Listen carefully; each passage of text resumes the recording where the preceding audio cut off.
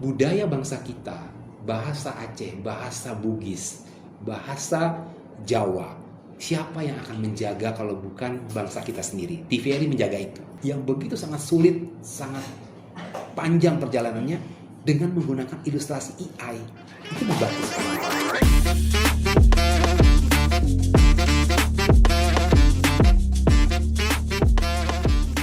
Assalamualaikum warahmatullahi wabarakatuh. Halo Sobat Citizen, kembali lagi bersama kami di SI Podcast dari Himpunan Mahasiswa Jurusan Sistem Informasi. Bagaimana nih kabar kalian? Pasti menunggu ya episode kita kali ini. Nah, kebetulan sekarang episode kita kali ini tuh membahas yang sangat menarik dan pastinya bermanfaat banget nih bagi kalian. Karena kenapa? Sekarang kita akan membahas tentang penyiaran ataupun tentang media digital. Nah, pasti kalian penasaran banget nih ya, apa nih yang akan kita bahas. Nah, sebelum itu, perkenalkan, nama aku Putri Apriyani. Di episode kali ini, aku sedang bersama narasumber, yaitu ada Pak Andi Fahrudin dari Kepala Stasiun TVRI. Nah, pasti kalian juga penasaran kan, kira-kira kita nonton TV itu masih penting gak nih?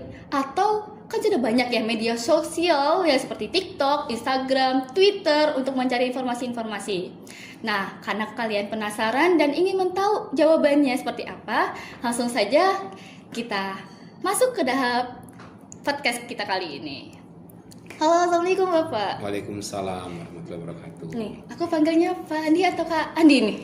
Boleh Kak aja. Oh, Kak aja ya? Di kampus kan? Iya. Masuknya kampus ya. Boleh tahu nih Kak, Kakak tadi pada tugas ini kesibukannya ini hari? Biasa kita jadi seorang pemimpin atau leader di sebuah kantor yang bersifat institusi publik, tentu kita harus banyak melakukan koordinasi dengan stakeholder kita di daerah. Jadi kebetulan kalau hari ini ada beberapa kegiatan di perguruan tinggi, stakeholder kita, dan ada juga dari beberapa lembaga swadaya masyarakat dan lembaga komunitas yang meminta untuk hadir dalam sebuah kegiatan seminar atau acara-acara yang bersifat resmi yang diminta untuk saya bisa ikut hadir, termasuk acara teman-teman di sini. Ya. Terima kasih banyak loh Pak, udah bisa sempat datang nih di kegiatan kami yang cukup sederhana. Maaf banget nih. Nih Pak, kan kita pasti untuk Sobat Citizen nih pasti kan gak heran lagi dengan nama itu media TV itu adalah TVRI. Nah, kalau boleh tahu nih Pak, kan TVRI itu ada TVRI nasional dan TVRI sosial. Nah, TVRI nasional itu bagaimana sih sejarahnya mereka bangun sampai sekarang? Iya, TVRI itu adalah sebuah lembaga penyiaran publik.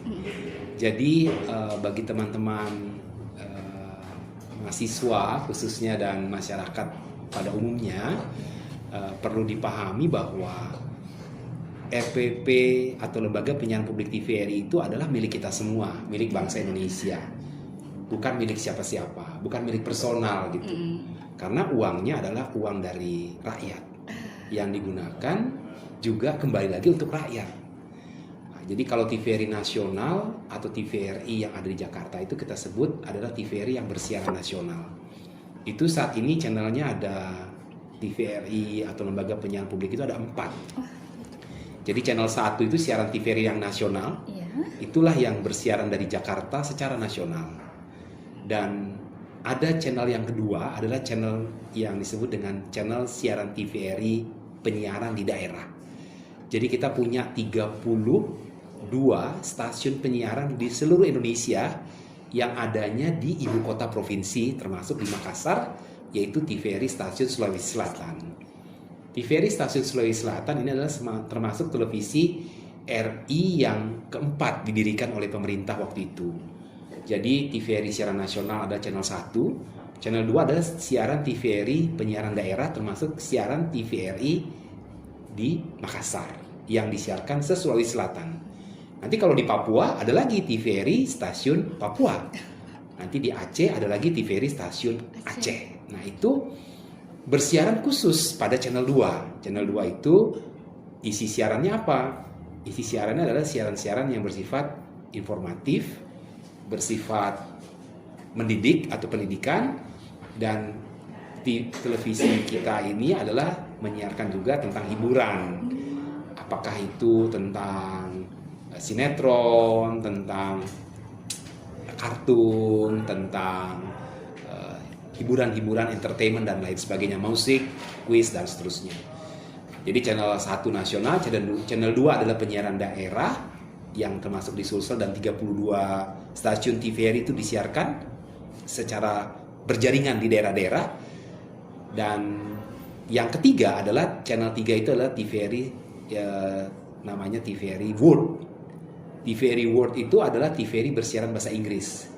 Jadi programnya beda dengan channel 1, channel 2 dan channel 3 tadi. Kalau channel 1 dengan channel 2 itu bisa bersamaan gambarnya. Jadi kayak Sulsel ini kita punya persiaran pernah 8 jam, pernah 12 jam, pernah 4 jam.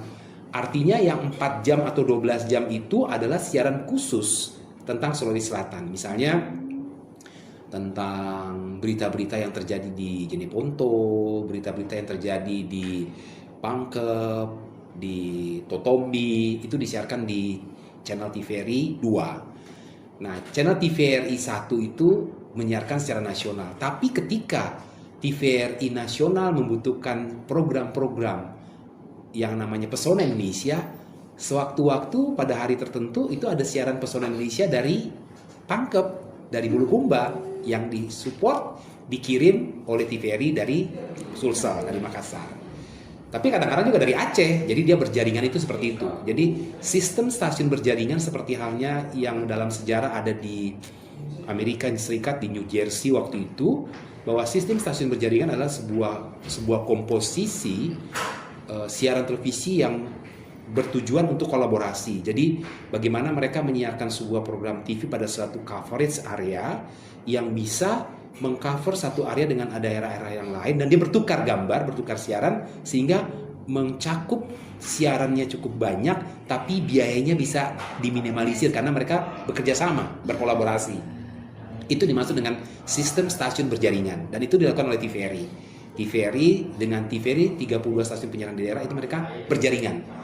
Jadi kadang-kadang TVRI yang kita punya di Makassar bersiaran hanya 8 jam atau 4 jam, tapi kontribusi siaran kita dikirim ke nasional, dan di luar yang 8 jam tadi itu adalah sama dengannya di jam nasional.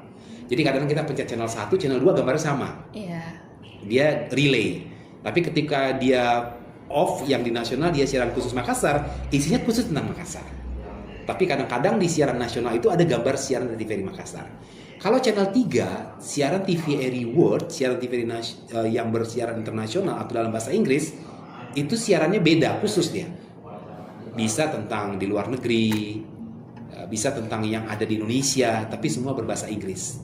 Kalau dia bahasa Indonesia, diterjemahkan dalam bahasa Inggris, karena memang sasaran daripada siaran TV World, TVRI World adalah untuk mancanegara, memang untuk disiarkan di dunia internasional. Dan saat ini kita sudah berjaringan di siaran TVRI TV internasional itu ada di sekitar 18 sampai ke 24 negara. Itu melalui jaringan satelit Telkom yang kita bekerja sama, sehingga teman-teman kita bangsa Indonesia yang ada di luar negeri bisa menonton siaran TVRI World itu di 23 negara. Yang terakhir yang channel 4. Channel 4 ini TVRI Sport. Nah, TVRI Sport ini adalah khusus olahraga. Jadi dari 24 jam siaran, itu semuanya siaran adalah siaran olahraga. Jadi 4 channel TVRI nasional, TVRI penyiaran daerah, TVRI World, dan TVRI Sport 24 jam siaran semua.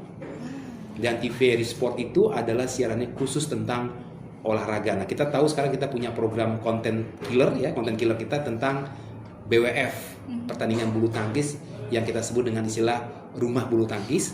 Itu bersiaran sekitar mungkin hampir tiap minggu siaran bulu tangkis disiarkan. Kemarin ada Sudirman Cup, ada Thailand Open, Malaysia Open, Taiwan Open, dan terakhir kemarin Indonesia Open seri 1000 itu disiarkan oleh TVRI secara nonstop, dan itu bisa dinikmati oleh masyarakat Indonesia. Itu uang negara.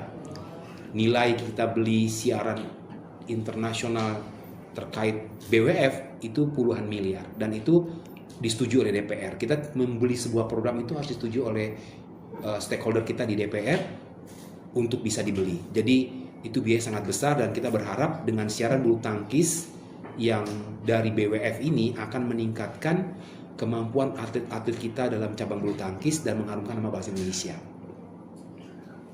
Oh, berarti TVRI itu bukan hanya satu channel tapi juga 4 ya. 4 Dan channel. itu pun 4 channel itu kayak memiliki khusus masing-masing. Betul. Oh, pantas berarti setiap TVRI di daerah itu dia memiliki kayak berita informasi untuk khusus daerahnya sendiri. Betul. Tapi untuk TVRI nasional untuk keseluruhan. Betul. Terus berarti TVRI World itu dia memberikan informasi tentang ada beritanya di mancanegara lainnya. Bisa ditonton di 18 sampai 23 negara. Secara bertahap bisa lebih nanti ya.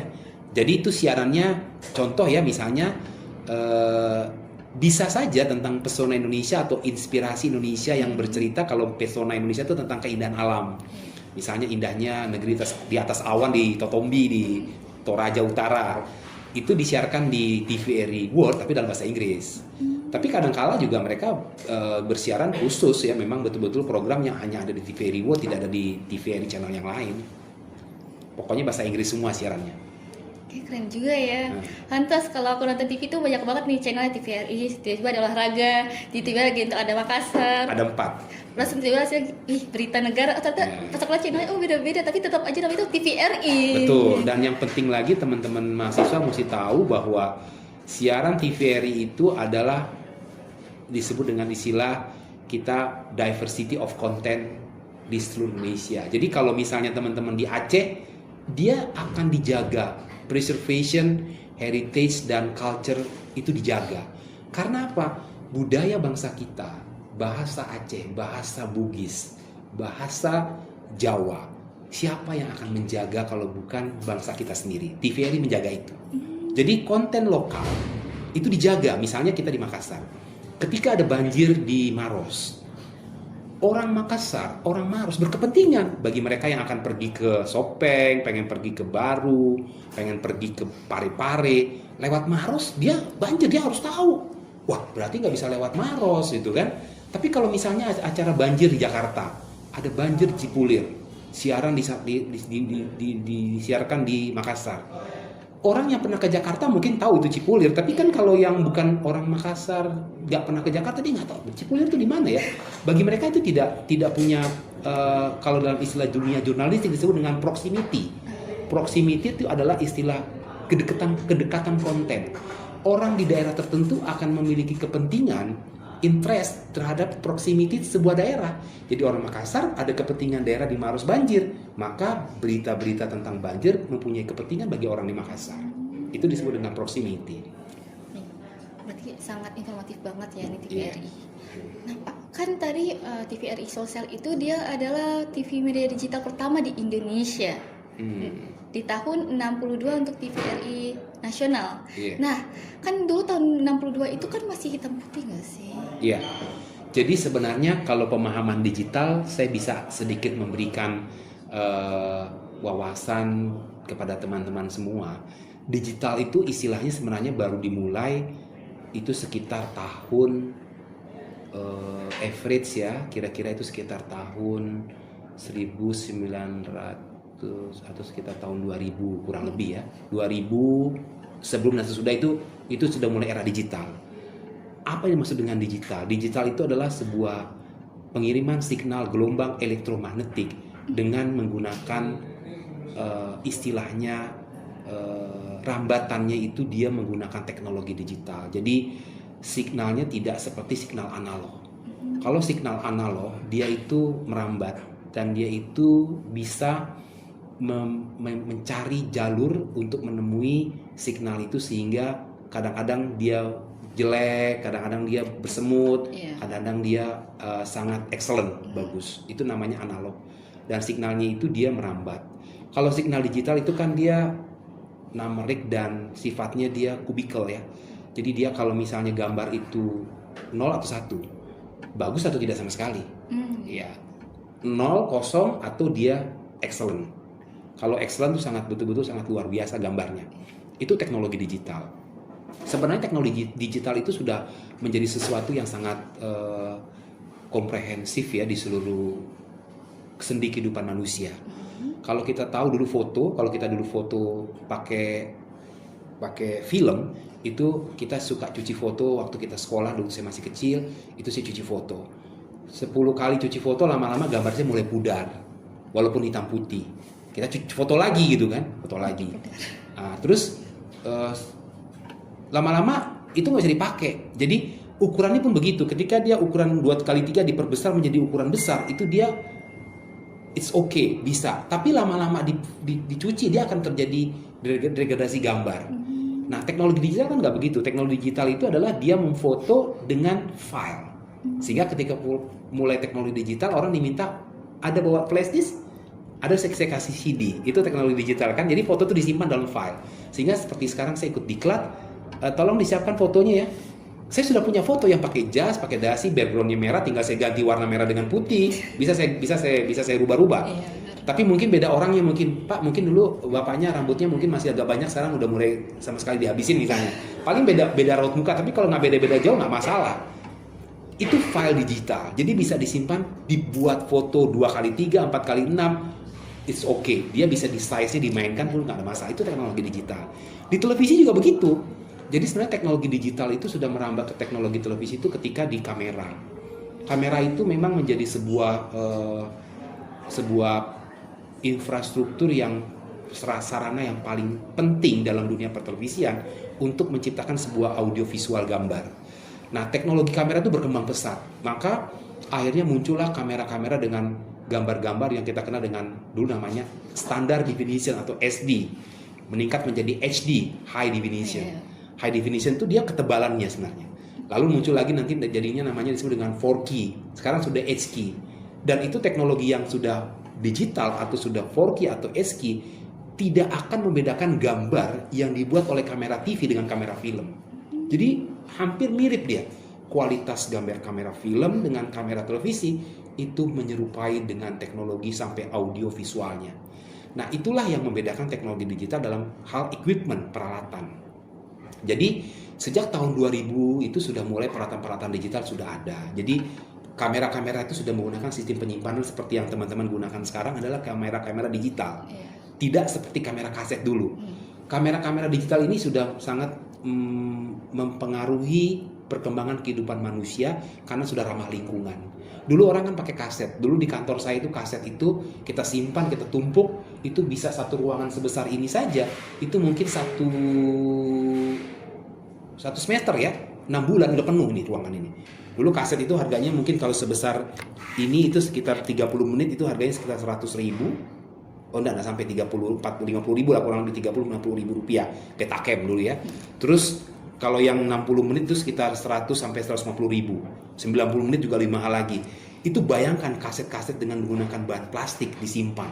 Dan itu pitanya itu akan menimbulkan jamur dan menimbulkan bau dan harus disimpan di suasana AC yang begitu dingin. Itu juga membuat orang-orang yang bertugas di dalam lab atau tempat penyimpanan kaset berbahaya untuk TBC. Karena dia mengeluarkan racun. Makanya yang di kantor itu teman-teman yang bertugas di bagian lab penyimpanan audio video kaset itu harus minum susu tiap hari. Kalau nggak racunnya dia nyimpan di paru-paru dia. Nah itu akhirnya teknologi ini berkembang menjadi kaset yang lebih kecil, mini DV. Lama-lama nggak pakai kaset lagi, sudah pakai external hard disk atau pakai SD, memory card ya. Itu teknologi digital semua. Nah teknologi digital di dalam pertelevisian itu berkembang sampai di studio, di master control ya, itu berkembang sampai ke pemancar transmisi. Nah jadi digital ini ada dua hal, digital equipment dan digital broadcasting. Digital broadcasting itu berbeda dengan digital equipment. Equipmentnya digital, tapi kalau pemancarnya belum digital, dia tetap analog. Yang kita kenal gambar kamera layar TV itu kan dulu kan 4:5. Sekarang itu kan adalah 16:9, dia layar lebar. Sehingga orang menonton TV kalau pertandingan sepak bola, kalau dia gol, kelihatan golnya. Kalau pakai analog mungkin nggak kelihatan golnya dulu, ketutupan karena gambarnya tidak bisa widescreen. Itu teknologi digital. Jadi di digital ini sebenarnya TVRI itu dimulai digital atau TV-TV swasta itu di Indonesia ya. Kalau di luar negeri sejak tahun 2000 sudah mulai digital, terutama Jepang itu sudah analog switch off tahun 2009 itu sudah mulai, 2007 Inggris. Indonesia sudah mulai menata untuk era teknologi digital, tapi baru dihapus teknologi digital itu pada tahun 2023. sama sekali tidak boleh lagi ada analog siaran di Indonesia. Jadi TVRI juga itu baru analog state off itu tahun 2023 sama dengan TV swasta. Sedangkan yang di TVRI Makassar berdiri tahun 1972 itu masih analog semua. Nah, kenapa sih kok era digital itu kok lama banget? Itu karena faktor politis ya. Karena kan memang persaingan industri media dengan politik itu sangat berhimpitan. Di mana pemilik-pemilik televisi di Indonesia ini kan mereka rata-rata adalah konglomerat. Konglomerat yang juga dalam dunia politik mereka sebagai pejabat partai politik gitu ya, pejabat negara, sehingga terjadi pergesekan yang menyebabkan memang era digital kita agak terlambat sebenarnya. Benar banget. Iya.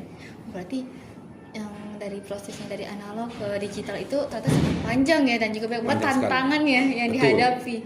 Berarti dia itu kayak menyesuaikan tentang era modernnya ya, untuk apalagi kan setahu kan TVRI itu dia memiliki kebijakan, apalagi dia harus mengikuti dari maunya pemerintahan kan ya.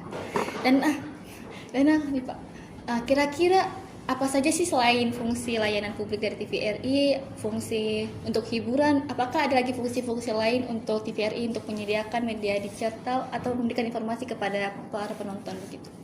Iya, yang pasti memang tanggung jawab TVRI sebagai media penyiaran publik adalah harus bisa memberikan pengetahuan kepada masyarakat Indonesia, bangsa Indonesia, memberikan pencerahan agar masyarakat Indonesia itu tercerahkan. Dan yang terakhir adalah TVRI harus memberikan program-program yang memberikan empowering, memberdayakan. Jadi kita itu memberikan program-program siaran kepada masyarakat, tujuannya adalah memang harus bisa diterima oleh bangsa Indonesia, oleh masyarakat Indonesia, bukan untuk kepentingan bisnis, bukan. Tapi kita mengutamakan kepada kepentingan yang sifatnya adalah publik.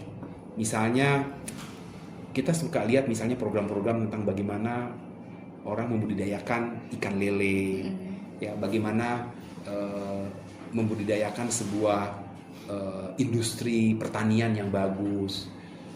Kita tidak akan menyiarkan program-program yang sangat bertentangan dengan kaidah-kaidah agama. Misalnya ada orang selain laki dan perempuan. Kita menghindari sekali itu karena di Indonesia ini kan sebagian besar kan Muslim. Mungkin di agama lain juga sama.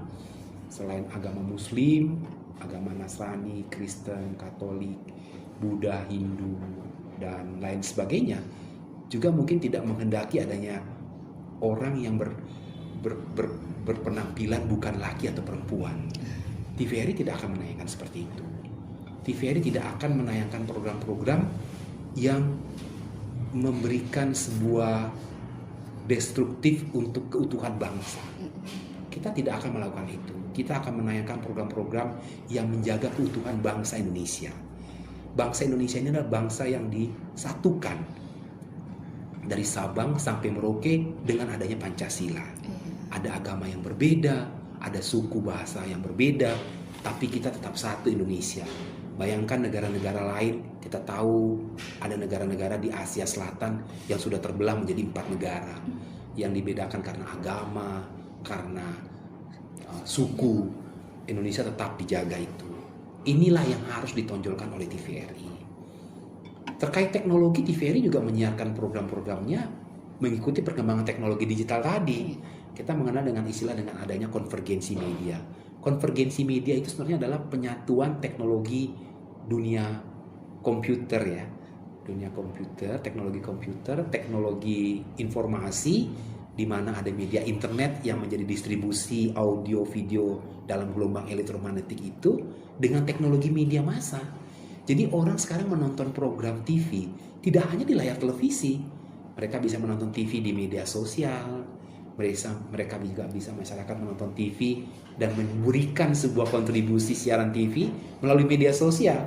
Jadi sehingga TVRI itu sekarang mempunyai istilahnya persaingan ya, bukan hanya dari industri media TV atau industri media lain, tetapi juga dari masyarakat umum yang mereka juga menyiarkan program-program tentang dunia informasi, hiburan, dan lain sebagainya. Nah itulah makanya TVRI juga bersiaran di media sosial.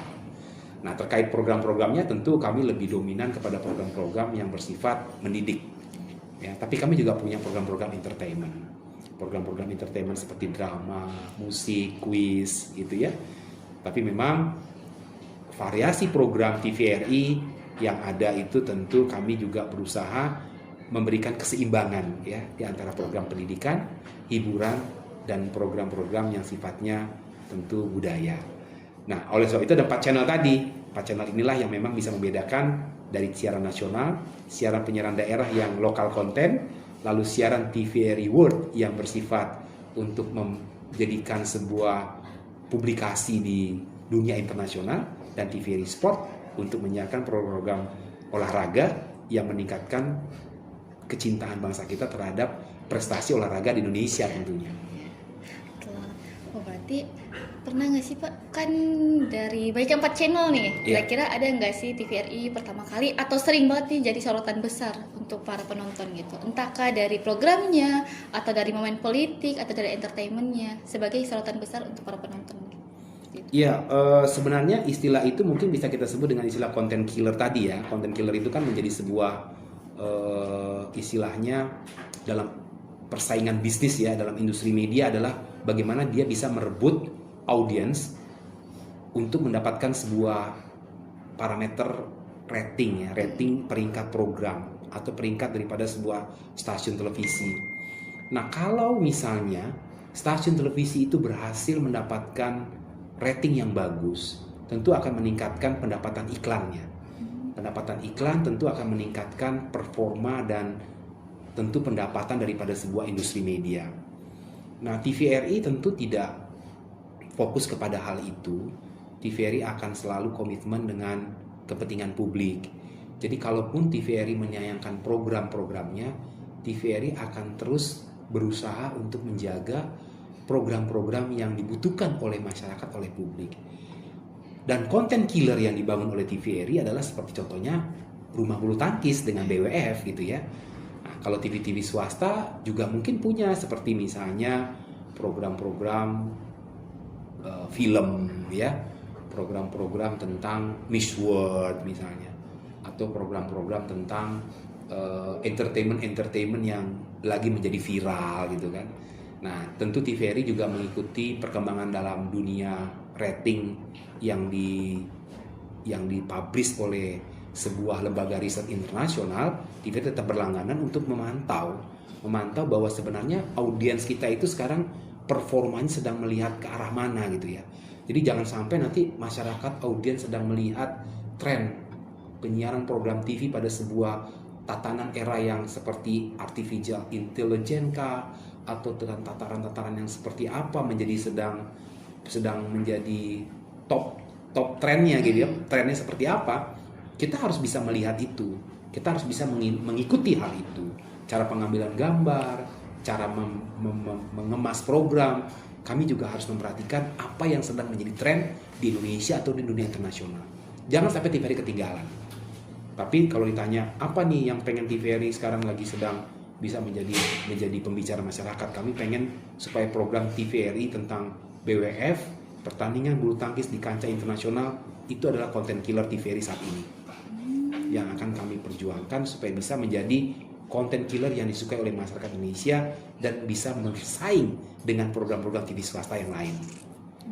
Berarti keren banget ya, berarti ya. TVRI ini berpegang teguh kepada yang kayak informatif-informatif, ya, kepada yang kayak konten-konten yang seperti apa gitu ya. Ya. Nah, tapi kan dari media, misalkan kita seperti anak muda sekarang nih. Nah, anak muda sekarang kan pasti lebih suka yang tertarik dengan hal-hal yang mungkin bisa dikatakan sangat indah gitu. Bagaimana nih Pak tanggapan Bapak soal anak-anak muda sekarang yang lebih suka nonton yang hal-hal yang gak jelas dibanding dengan yang informatif lainnya? Iya, memang ini menjadi sebuah tantangan buat kita. Oleh sebab itu kami di TVRI punya divisi tentang konten media baru. Konten media baru ini anak-anak muda yang kreatif, yang inovatif, yang energik dan peka dan sangat menguasai teknologi digital, teknologi tentang media sosial gitu ya. Kami punya divisi itu dan tentu direksi TVRI meminta teman-teman di konten media baru harus meningkatkan performa media baru TVRI setiap saat dipantau, dievaluasi, dan mereka memantau perkembangan perkembangan tren daripada media sosial seperti apa, bagaimana followersnya, bagaimana subscribesnya, di berapa media sosial menjadi puncak performa di Indonesia, misalnya apakah lagi TikTok yang lagi sedang in, apakah Twitter yang lagi sedang in. Nah, tentu kan itu punya karakter yang berbeda-beda. Itu menjadi concern TVRI. Dan TVRI juga mengupayakan supaya TVRI tidak ketinggalan dengan tren-tren yang digunakan oleh media sosial yang ada di Indonesia maupun di dunia internasional. Nah, TVRI tentu juga berusaha dalam konteks program-program yang ada di TVRI sekarang itu, di program-program yang ada disiarkan secara terestrial ya, itu kan di media sosial. Nah, di media-media yang sifatnya media tradisional kami, yang di media televisi, tentu kami juga mempunyai program-program yang tetap konsisten dengan teknologi, perkembangan tren, tapi tidak pernah lari daripada kepentingan publik. Jadi kalau misalnya tadi saya bilang ada stasiun TV ataupun media-media massa yang menayangkan hal-hal yang bersifat jurnalisme kuning ya, jurnalisme bombastis, kami tidak akan ikut. Kami tidak akan menayangkan program-program yang mengeksplorasi tentang seksualitas, ya, mengeksploitasi tentang kekerasan. TVRI tidak akan melakukan itu. Kita harus konsisten bahwa televisi sebagai sebuah media ataupun media massa yang mudah dilihat oleh masyarakat dan menjadi sebuah tempat untuk pembelajaran bagi masyarakat, itu harus memberikan sebuah contoh yang baik, yang benar, yang sesuai dengan kaidah-kaidah budaya bangsa Indonesia. Jadi kita jaga itu. Dunia jurnalistik kami juga menjaga program-program yang betul-betul berita-beritanya aktual, faktual, dan terkonfirmasi. Kita sebut dengan istilahnya kita menyebutnya dengan adanya program-program berita yang harus diketahui oleh kedua belah pihak gitu ya. Jangan sampai nanti berita-berita itu tidak ada konfirmasi dari pihak-pihak yang kita beritakan. Tidak akan kita lakukan itu. Pokoknya kaidah-kaidah jurnalistik, kaidah-kaidah dalam dunia pertelevisian, TVRI akan patuh ya, tidak akan melanggar itu. Tapi kami juga berusaha melihat perkembangan teknologi, perkembangan dunia media seperti apa sekarang. Kami mencoba untuk melihat mana yang bisa kami modifikasi, kami ikuti. Tapi kami tetap konsisten pada jalur lembaga penyiaran publik untuk kepentingan publik. Keren banget ya. Iya. Masih tetap berpegang teguh dengan pendirian dari TVRI. Iya. Nah, tapi Pak, kira-kira pernah nggak sih nih TVRI dia berkolaborasi dengan suatu media digital atau pernah kayak bekerja sama dengan entahkah dari aplikasi-aplikasi kayak TikTok, Instagram atau bagaimana? Kayak pernah diajak kolaborasi nih TVRI sih sesuai dengan media digital lainnya? Iya, kalau kita ini kan sebenarnya media sosial yang menjadi tren di dunia internasional kan sekarang adalah media-media yang dimiliki oleh pihak-pihak asing ya. Iya. Nah, tentu memang kami di media sosial TVRI itu kan kami juga sudah mempunyai subscribe yang cukup besar ya. Tentu kami harus mengikuti aturan-aturan koridor dari mereka. Karena kalau enggak kan mereka akan take down kan. Iya. Dan kita juga di sini di TVRI itu karena saking banyaknya konten yang bagus mungkin dan sudah bisa di-subscribe dengan baik oleh follower yang ada, TVRI juga mendapatkan penghasilan setiap bulan yang cukup tinggi dari media sosial itu. Khususnya dari YouTube ya mungkin atau dari beberapa media sosial yang lain. Jadi kita ngikutin koridor dari mereka dan itu sebenarnya istilahnya bukan kerjasama mungkin kami ya. Ya memang kita bergabung untuk menggunakan infrastruktur yang ada di media sosial yang sudah ada supaya bisa ditonton juga di pihak siaran TV ini, ditonton oleh kalangan anak muda yang menontonnya lewat media sosial. Itu kami harus juga mengikuti tren yang ada di situ sekarang. Wah, kayaknya banyak banget ya nih informasi dari ternyata untuk membuat satu siaran digital tuh nggak mudah ya. Karena harus memikirkan matang-matang, apalagi bagaimana untuk jaringannya. Apalagi kan pernah itu hari kan aku kunjung ya ke TVRI dan itu tuh pernah kayak tiba-tiba ada yang ngeblank beberapa saat kayak wah ternyata pusing banget ya untuk menampilkan itu siaran. Nah, dari informasi tadi nih Pak, kan tadi kita bahas kira-kira masih penting kan nih nonton TV untuk bagi anak muda nih? Iya, kalau menurut saya sih memang sekarang kita lihat anak-anak muda kita kan memang sudah dual screen ya. Kadang mereka menonton TV tapi sambil buka handphone ya. Karena memang dunia handphone itu kan sekarang sudah menjadi satu kesatuan dalam kehidupan manusia. Oleh sebab itu di siaran-siaran TVRI juga kami terintegrasi menyampaikan bahwa Anda bisa menonton program-program TVRI pada jalur media sosial kami yang ada disampaikan pada saat itu ya, apakah di jalur mana, dan bisa melihat di dalam media sosial TVRI siaran-siaran yang sudah disiarkan di TVRI di secara terestrial. Jadi masyarakat yang ingin melihat siaran TVRI zaman dulu pun, gimana siaran Siti Nurbaya misalnya, Sengsara Membawa Nikmat, Nika Ardila, ya zaman-zaman penyanyi-penyanyi dulu mungkin ya, itu semua ketika ada program Aneka Ria Safari, Ria Jenaka, ya, film Boneka Si Unyil, itu semua adalah program-program yang sebenarnya dulu tren di TVRI, dan itu bisa teman-teman lihat di media sosial yang sudah diupload oleh TVRI di tim konten media baru, dan itu menjadi sebuah perang besar di masa yang akan datang ya, bahwa yang disebut dengan over the top, kita juga sedang membangun sebuah infrastruktur over the top TVRI sepertinya di media-media masa yang lain, di mana orang bisa melihat ya, audiens bisa melihat begitu banyaknya program-program TVRI di masa lalu dan di masa kini yang bisa dilihat melalui media sosial. Ini informatif banget ya. Oh, jadi nih sobat Citizen boleh banget nih ya untuk semisal ingin nostalgia kembali nih di masa-masa kecil dulu yang ingin nonton tadi Boneka Si Unyil, terus kartun-kartun lainnya, itu bisa banget di YouTube-nya TVRI. Ya, bisa dilihat di media sosial TVRI yang sudah diupload oleh teman-teman di tim kreatif TVRI tentang program-program TVRI yang sudah tayang, dan bisa dilihat semua. Program-program drama sinetron yang seperti Sengsara Membawa Nikmat, ya, Jendela Rumah Kita ya dulu ya, itu semua disiarkan di TVRI zaman-zaman tahun 90-an.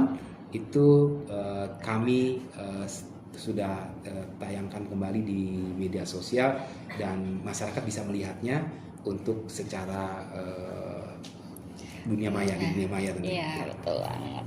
Oke, kayak udah panjang banget ya. Dari tadi kita bahas tentang sejarahnya bagaimana, perkembangannya bagaimana, dan juga sampai kita tuh dikasih tahu ternyata perbedaan dari TV analog dengan TV digital dan bagaimana juga dalam pengaturannya.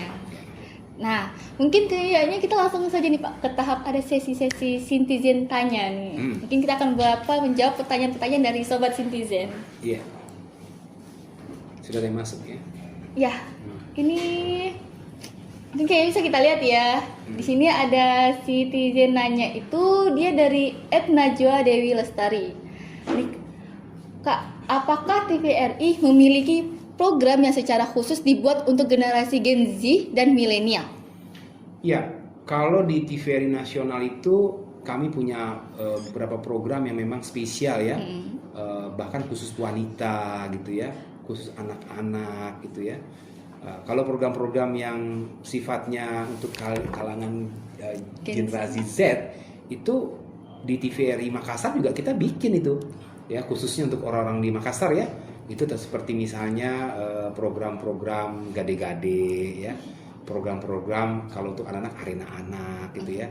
Kalau dalam dunia jurnalistik kita menyebutnya itu adalah program Karibata ya, Karibata. Kalau di nasional itu banyak sekali program-program yang untuk kalangan Gen Z ya.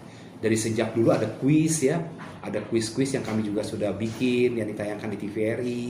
Dan kalau yang sifatnya hiburan-hiburan entertainment untuk Gen Z, dari pagi sudah ada itu yang modelnya dibuat juga oleh para komedian ya, oleh kelompok Parto ya, oleh teman-teman yang pokoknya kita tidak pernah melupakan kalangan Gen Z yang menjadi sasaran utama ya. Dan itu dari program entertainment, berita sampai ke program pendidikan kami perhatikan sekali ya. Banyak sekali contohnya. Yang jelas kalau di Makassar khususnya ya, itu adalah program-program Karibata ya, tentang anak-anak muda yang banyak mendiskusikan tentang di media sosial itu ditayangkan oleh host kami yang juga anak-anak muda tentunya. Ya. Berarti asik banget nih ya. Iya. Apalagi dengan anak muda. Betul. Nah, berarti boleh banget nih Sobat Citizen untuk menonton dari khususnya TVRI untuk melihat apa saja sih pembicaraan tentang host-host yang di TVRI tentang kaitan karya Bata Iya. dan yang lainnya. Oke, untuk pertanyaan selanjutnya nih dari @NR Vanada. Apakah di dunia penyiaran juga menerapkan AI dan apakah AI ini berdampak positif atau negatif nih? Iya, artificial intelligence ini juga menjadi concern direksi LPP TVRI di saat ini ya. Dan kami juga khususnya di Makassar, kami juga membuat beberapa program dengan menggunakan AI. AI ini artinya kami mengambil beberapa konten untuk membuat ILM, layanan masyarakat ya.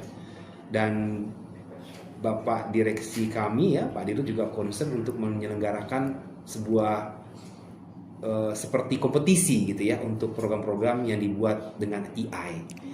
Jadi AI ini sebenarnya kan memang menjadi sebuah tantangan ke depan di mana ada banyak kebutuhan kita yang bisa kita dapatkan tanpa kita melakukan sebuah produksi. Kita perlu bebek misalnya, itu bebek itu kadang-kadang kita mau produksi kita mesti jagain dulu tuh ya. Pernah tuh kita produksi di sebuah daerah, dia masuk ke sawah, dia masuk ke dalam sebuah empang, terpaksa kita nyebur ke empang tuh menggiring bebeknya gitu kan. Nah bayangkan dengan teknologi AI kita tinggal panggil, bebeknya itu udah keluar tuh, yang gede-gede, yang modelnya kayak apa udah datang semua. Jadi dalam program membuat kompetisi iklan layanan masyarakat, kami juga membuatnya dengan AI. Dan itu kami tayangkan di TVRI Makassar, dan di TVRI nasional itu juga kami juga menggunakan AI dalam beberapa konteks program ya. Untuk dunia jurnalistik ini menjadi tantangan juga di mana nanti penyiar-penyiar itu untuk membacakan berita itu bisa menggunakan AI. Jadi AI itu bisa kita tampilkan sebagai pengganti penyiar yang mungkin pada saat itu tidak bisa bertugas gitu kan. Dan memang ini menjadi sebuah alternatif ya teknologi AI. Terkait masalah program jurnalistik bisa juga seperti diarahkan oleh direksi kami. Misalnya kami membuat sebuah program berita di mana terjadi sebuah kejadian peristiwa momentum. Momentum itu kan terjadi hal yang tidak bisa diprediksi. Misalnya kebakaran hutan, bencana alam, ya. Nah, ketika kita tidak mendapatkan informasi, berita, gambar dari sebuah daerah terpencil yang jauh, sementara kita harus menayangkan siaran televisi kan harus ada audiovisual yang sinkron kan. Nah, sehingga penyiar bisa saja menggunakan narasumber yang ada di sebuah tempat untuk menanyakan bagaimana kondisi peristiwa tersebut. Misalnya di Cirebon ya, terjadi batu longsor di sebuah penambangan kan. Nah, kita bisa menelpon ke lokasi itu tentang peristiwa itu, apakah pihak aparat ataukah pihak pemerintah daerah, bagaimana kondisi saat itu. Tapi gambarnya itu kita bisa mengambil gambar tentang bebatuan dari AI. Kan ini tidak menyalahi aturan jurnalistik sebenarnya ya, karena pada saat itu kita mengatakan kita sedang menelpon orang yang ada di lokasi dan gambarnya kita belum dapatkan, tapi gambarnya gambar dari kondisi tentang bebatuan di sebuah daerah pegunungan.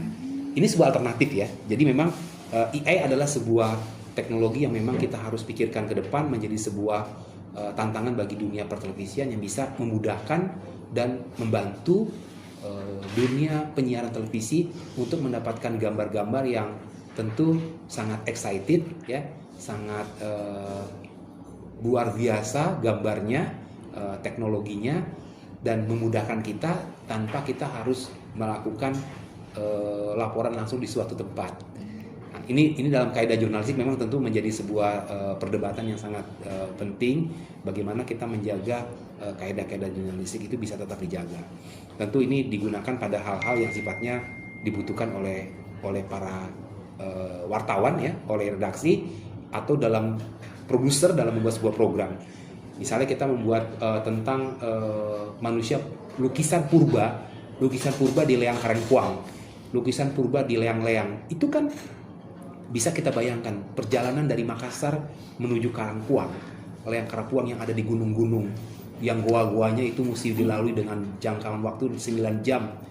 Kita bisa membuat sebuah ilustrasi yang biasanya menggunakan grafis dengan biaya mahal. Kita bisa menggunakan AI. Bagaimana perjalanan 9 jam ditempuh dari sebuah lokasi di Maros menuju Leyang Karangpuang yang begitu sangat sulit, sangat panjang perjalanannya dengan menggunakan ilustrasi AI. Itu membantu sekali saya rasa. Oh, berarti ini bermanfaat banget ya, Betul. membantu banget nih ya untuk menjadi sebagai jalan alternatifnya nih. Oke, kita lanjut ke pertanyaan terakhir nih. Dia ada dari @fitra_hadel_. Kenapa TVRI tidak menayangkan film-film terbaru yang pasti dinikmati banyak orang, tetapi lebih ke berita? Jadi begini, dalam dunia industri film dan industri media, memang tidak kita pungkiri bahwa persaingan untuk mendapatkan konten-konten yang bagus, yang menarik, itu membutuhkan sebuah biaya yang memang juga cukup luar biasa ya. Membuat film biayanya mahal gitu ya. Membeli film juga relatif ya. Film yang mana nih? Misalnya kalau film sudah ditayangkan berkali-kali, sudah lama, tentu kita bisa dapat harga yang lebih murah. Nah, kalau TVRI ditanya apakah TVRI tidak bisa membeli film atau tidak membeli film, TVRI lebih memprioritaskan kepada membuat program-program yang bersifat industri dalam negeri. Jadi kami mencoba memberdayakan program-program yang ada di Indonesia, program-program film yang ada di Indonesia, dan program-program film yang dibuat oleh orang-orang TVRI atau para kreator-kreator yang ada di Indonesia. Kami kemarin juga membuat beberapa program sinetron yang menceritakan tentang komedi di Makassar ya, tentang karakter seorang anak Bugis yang pengen jadi karyawan di TVRI dalam bentuk sinetron. Judulnya Salah Mulu gitu kan.